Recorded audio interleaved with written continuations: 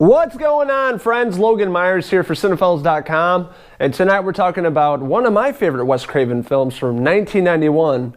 One of those films that flew under the radar and a very underrated film. I'm talking about The People Under the Stairs. The film is directed and written by Wes Craven. This is all during, the Freddy Krueger craziness and madness, coming off these very popular films. In the early 90s, he put out this movie that's completely different with the whole original premise. So in the film, the beginning, we see a family living in a bad neighborhood getting evicted from their apartments. We have a young fool played by Quintin Adams. You may be familiar with his work. He was big in the 90s. He was in The Mighty Ducks. Hey, Cake Eater! And a family friend named Leroy shows up, and he's played by Ving Rhames. And he has a lot of great one-liners throughout the film. There's some comedy. So they find out that the landlord's house, there's some gold coins in there, and they find a treasure map. It's kind of like the Goonies, but a gorier version. So they set out to this house to break into the landlord's home, and of course it's all creepy looking. It's that one house in every neighborhood that we've seen that's just weird looking, and it's all like dark. It looks like a Victorian-style house.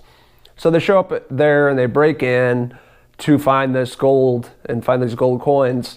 But once they break in, they can't get out. The house is booby-trapped.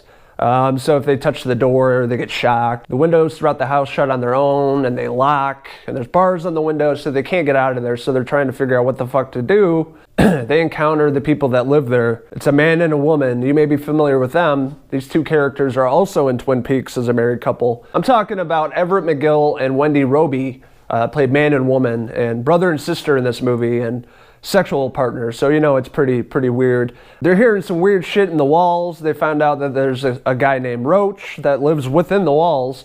He comes in and out of the walls throughout the movie. He doesn't have a tongue, and he was the actor that played in Twister. I can't think of his name, but Roach was great in this movie, and he was actually pretty funny, guiding these two people throughout the house to get them out of there. And the man and woman have a young daughter named Alice that's also in the house, and she's kind of messed up in the head living with these two idiots. So the second and third act is, Fool trying to get the gold and also get out of this house before he gets killed. With that being said, there's something deeper, there's something darker under the stairs of this house, down in the basement. Fool finds himself down there trying to escape, and he sees these zombie-like characters. It looks like a zombie version of the Lost Boys. They all had the 80s and 90s long blonde hair.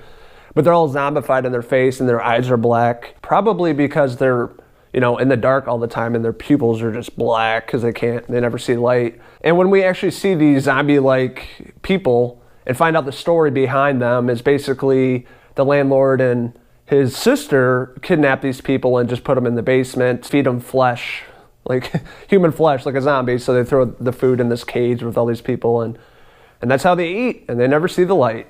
But he does find a gold coin. So the story behind the landlord's house is actually true. There is gold in the house. And Fool needs this money more than anything because his family's about to get evicted from their home. So what should he do? Fool shows up at his house with these gold coins. His old friend Leroy's not to be seen. But the family doesn't ask about that. They're like, oh, gold coins. And so Fool has to go back because of Alice, the young daughter. She's trapped in this place. So he goes back in again.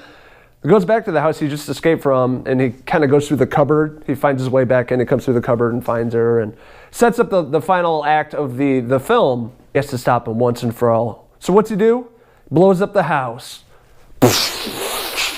Straight from the 90s style. And all those gold coins and money's flying in the air, and people in the neighborhood are all grabbing the money. And you see the people under the stairs, the zombies running out, and the neighborhood just looking really out of place. So overall, I think that People Under the Stairs is one of Wes Craven's best films.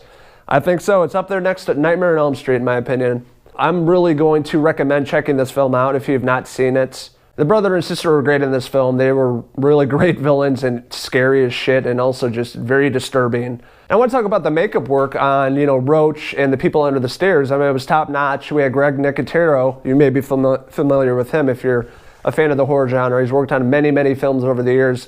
But most recently, it's been The Walking Dead. He's done makeup work, and I think he's producing and he's directed some episodes. So he's definitely come a long way. I'm going to give Wes Craven's The People Under the Stairs from 1991 a 4 out of 5 hell pieces.